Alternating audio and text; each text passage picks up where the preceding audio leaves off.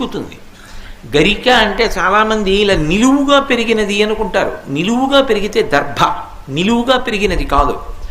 శతమూల శతాంకుర సర్వగం హరతు మే పాపం దుర్వాదు స్వప్ననాశిని అంటారు.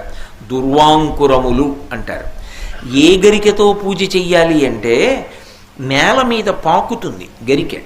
చూడండి, ఇలా ముందుకొస్తుంది, వేర్లు దింపుకుంటుంది.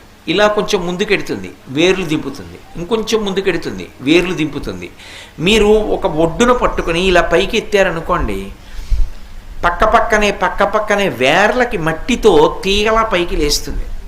ఆ గరిక, దాన్ని దుర్వా అంటారు. పైకి లేచిందనుకోండి దర్భ, అది కుష అంటారు. అవి దర్భల కట్ట కింద ఉపయోగపడతాయి. ఆ గరిక కాదు. ఏ గరికతో పూజ చేయాలి అంటే నిజానికి నేల మీద పాకిన గరిక శ్రేష్టం. అది ఎందుచేత అంటే